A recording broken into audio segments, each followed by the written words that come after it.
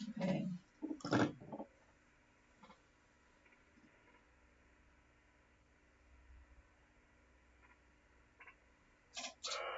Well, a very good evening, everybody. This is Gulf Harbour Radio, Patricia and David, ZNH286 on a very pleasant, calm night. The rain has yet to come that was forecast, and I see it's still a little bit of blue sky from the north at the moment, but it's 20 degrees, very, very lovely, and relative humidity that you could identify with, 73%, up quite considerably, only a very mild 3 knots of southeast, 1015, and pretty much total cloud, but there is like about 5% bits of blue showing up. So, so far, so good today.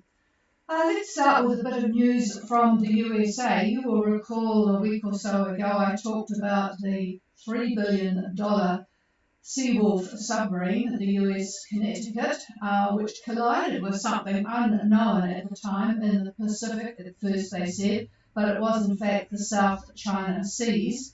It has had further developments. The commander of the 7th Fleet has relieved from duty not just the commanding officer, but the executive officer and the chief of the boat, all relieved of duty. It hit a seamount.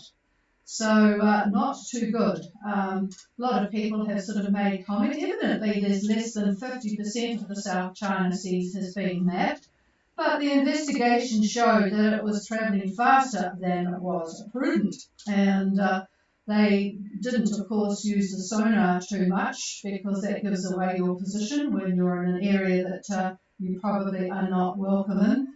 So they were just travelling a bit too fast and wiped out the front of the boat.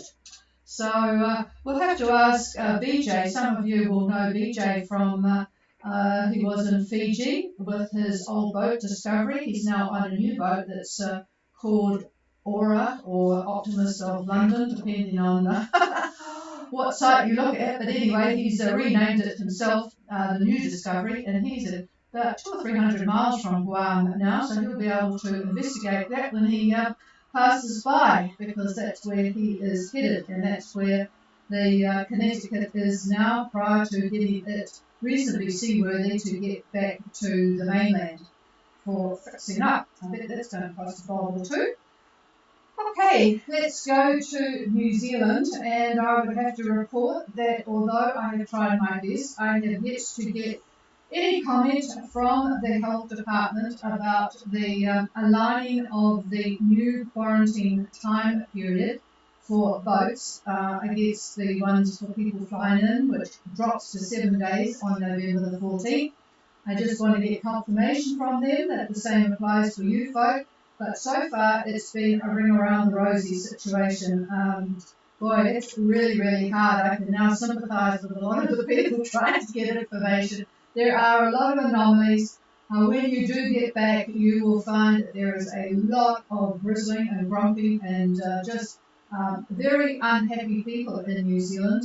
There are a lot of COVIDs every day, 163 new ones today, and that does not include anybody in Taranaki, where there has been positive effluent, positive COVID in the effluent. So in Stratford, there's clearly somebody with COVID, but there are no cases up there. The government has spent $5.3 billion in economic support so far, so it's only going to get worse. They have had a very big uproar from the announcement that there will be restrictions leaving Auckland for Christmas. It would appear that there are going to be restrictions, but maybe just for unvaccinated people. But who knows, because it's just going to be total chaos. We don't yet know whether we can sail away outside of the Auckland area or not. By the way, there are 767 COVID cases who are at home. There are about 60-something in hospital, but a further 767 cases at home, and Lord knows how many are out there wandering around the community. We go into the top of the North Island, the top of Northland and Auckland. We go into level, what was the first part of, no, the second part of level 3. Boy, it's getting complicated. Anyway, we have at least shops open next week, we hope. Okay, more interesting news are the boats, of course, coming to New Zealand. We have Tanga, who has been very sensible and has hung about waiting for this mess to depart to the east, which it's done.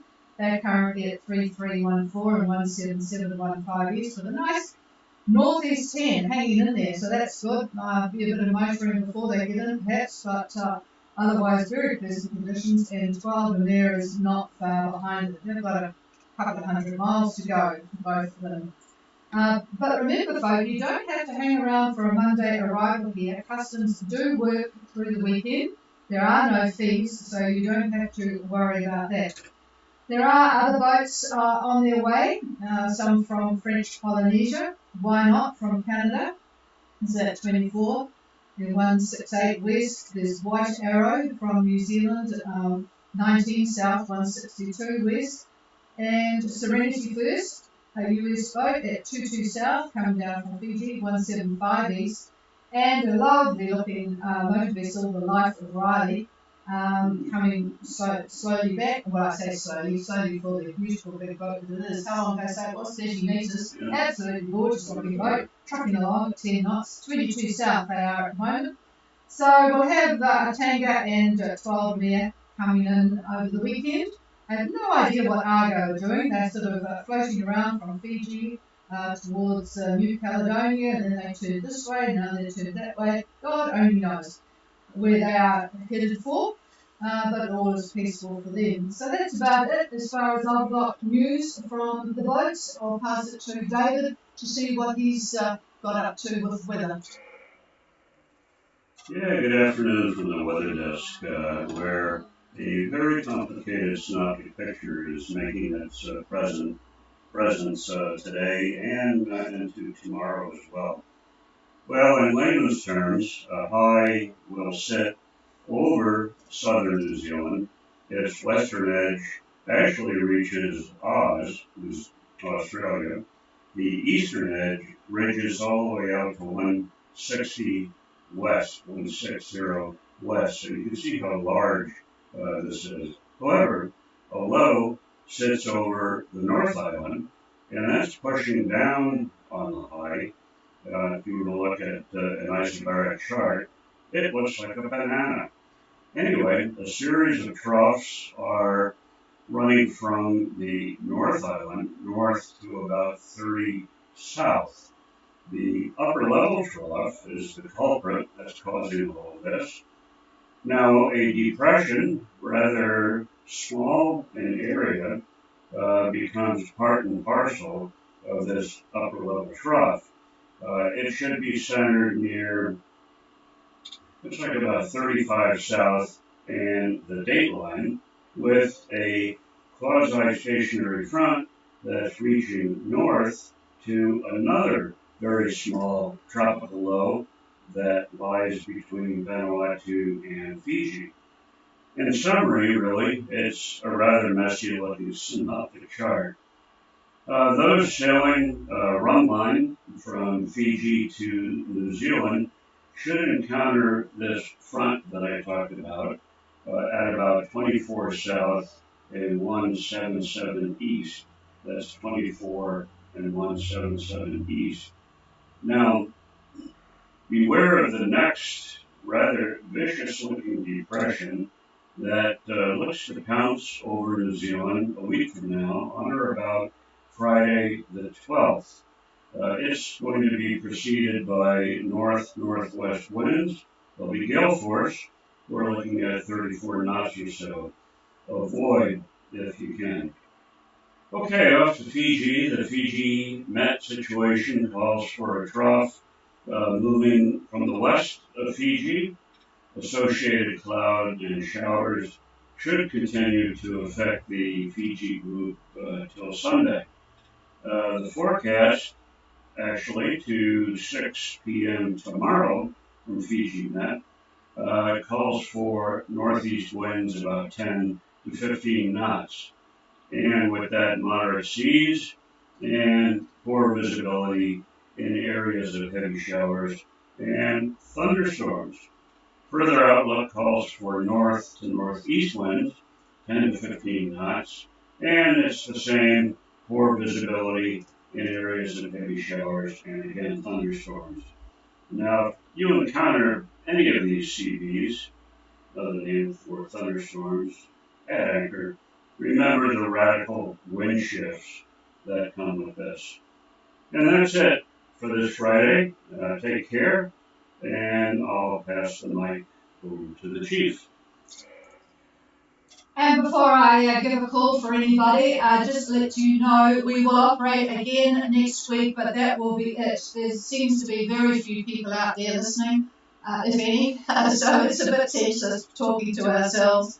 If you want anything, ghradio@extra.co.nz. If you want any confirmation of a passage plan or anything, let us know, but we will operate Monday, Wednesday, Friday next week, and then pull the plug, as they say. Is there anybody out there wanting to make contact at the moment? Please call now.